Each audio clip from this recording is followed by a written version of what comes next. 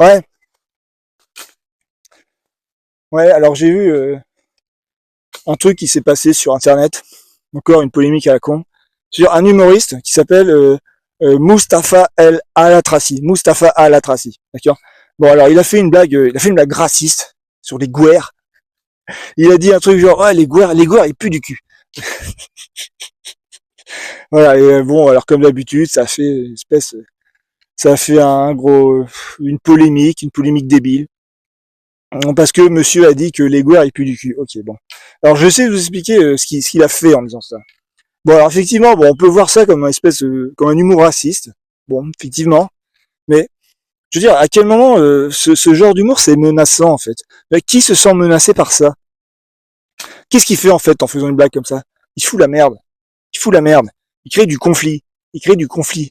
Et ça, créer du conflit, mais c'est une très bonne chose. C'est une très bonne chose. Dans une société comme la France, c'est une très bonne chose. Vous voyez? C'est-à-dire, les gens qui se plaignent du racisme, alors certes, le racisme systémique, c'est pas bien, parce que le racisme systémique, ça empêche d'avoir du boulot, de trouver un appart. Alors certes, ça c'est pas bien, mais ce qu'il fait avec sa blague de merde, il fait du racisme lumpen prolétarien. Ça c'est pas grave, ça c'est pas grave. Les lumpen prolétariens, ils s'en foutent du racisme. Ce qui compte, c'est leurs conditions. Les gens qui se plaignent du racisme, c'est toujours les bourgeois.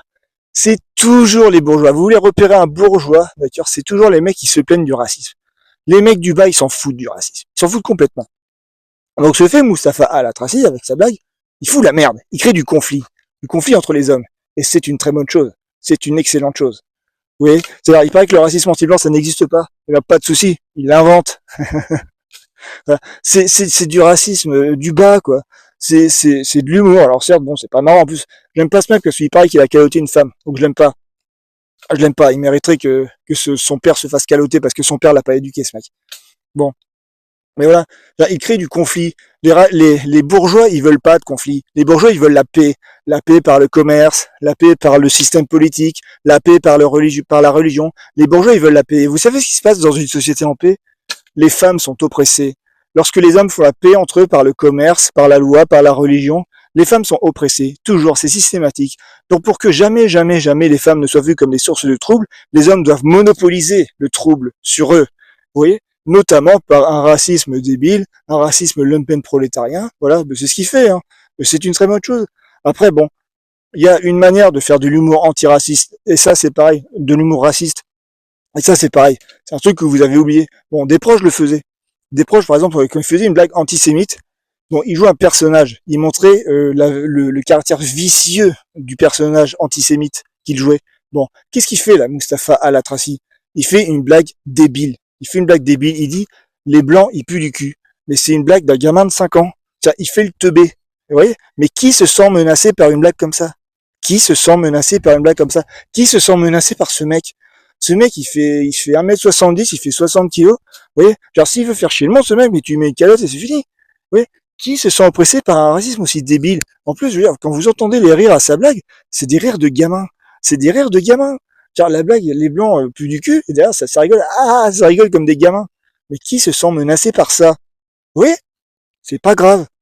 C'est pas grave. Alors après, bon, évidemment, les fachos vont se dire, oui, mais du coup, on a le droit de se faire des blagues sur les noirs, sur les arabes. Alors, ouais, effectivement. Mais voilà, il faut que ça soit de l'humour harakiri. Harakiri. Et ça, c'est un truc que vous avez oublié, c'est pareil. L'humour harakiri. L'humour à la française. C'est quoi l'humour harakiri? C'est un humour suicidaire. C'est un humour sans statut. C'est un humour où le mec qui raconte la blague passe pour un débile. Et c'est exactement ce qu'il fait, Mustapha Al-Atrassi. Quand il fait sa blague, là, il fait une blague de gamin de 5 ans. Il passe pour un débile. Il fait rire tout le monde. Et le public, en fait, se moque autant de lui que des gens dont il se moque. Oui. Il se roule dans la fange. C'est de l'humour harakiri. Je me roule dans la fange et je vous emmène tous avec moi dans la fange. C'est de l'humour révolutionnaire. Harakiri. C'est de l'humour que vous pouvez voir dans Charlie Hebdo, par exemple. Charlie Hebdo, c'est quoi? C'est un torchon.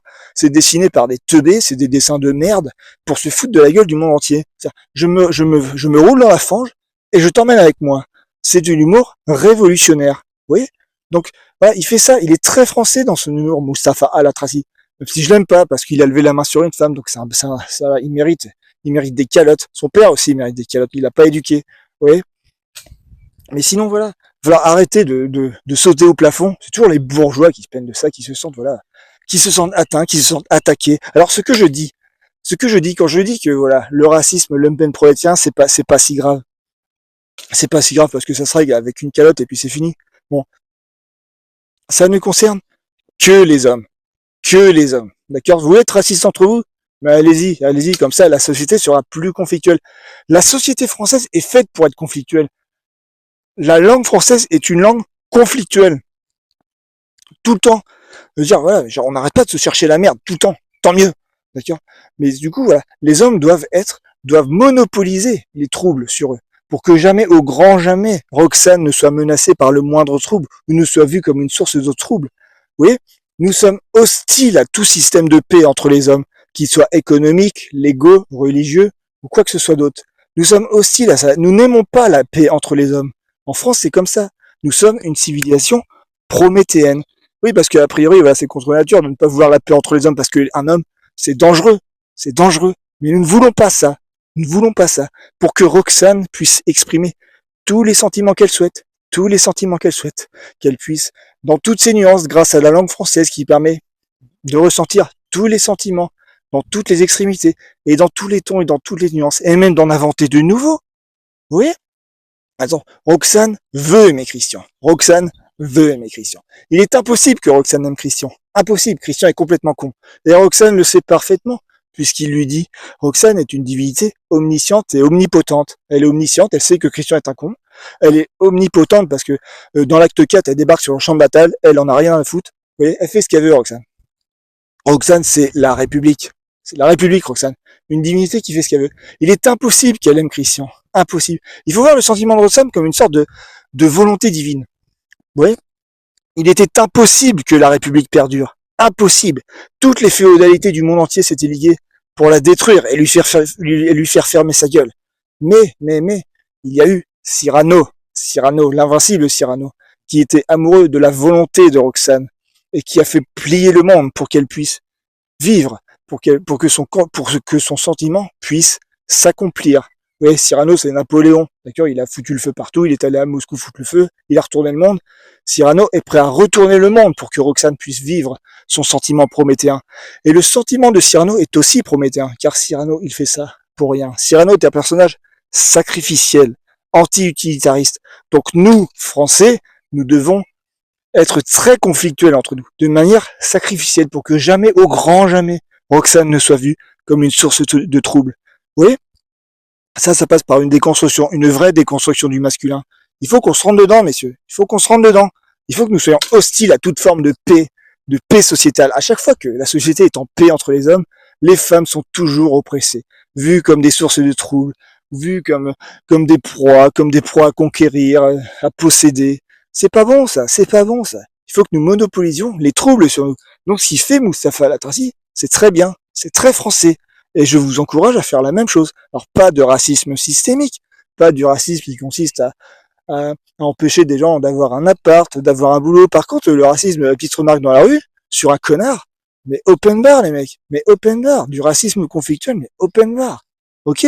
Donc voilà. Du moment que c'est fait, du moment que c'est marrant, du moment que c'est fait avec un esprit harakiri, ça passe. Ça passe. Par contre, si c'est fait avec un esprit oppresseur, là, vous allez prendre des calottes, hein. Tant pis pour vous. Voilà, vous avez qu'à être intelligent et à vous servir de la langue française. Vous avez une arme redoutable dans la bouche, ok?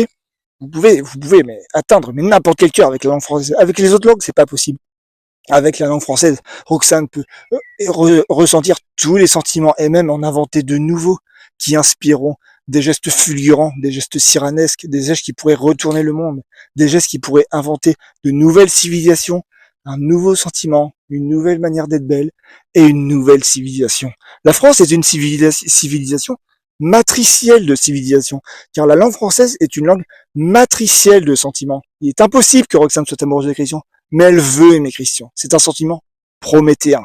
Et Cyrano est là pour que le sentiment de Roxane s'accomplisse. C'est ça ce pays. Il nous raconte ce pays, Mustapha Al-Atrassi. Il nous raconte ce que c'est. Donc arrêtez de réagir comme des bourgeois, d'appeler à la paix, de dire ah c'est raciste, c'est bien, pas bien, faut qu'il arrête, mais qui continue de provoquer, voilà, des rires débiles de gamins, voilà, c'est comme ça. C'est ça ce pays. Cette société, elle doit être très conflictuelle, très conflictuelle. Nous sommes hostiles à toute forme de paix entre les hommes. C'est pigé? C'est pigé? Voilà.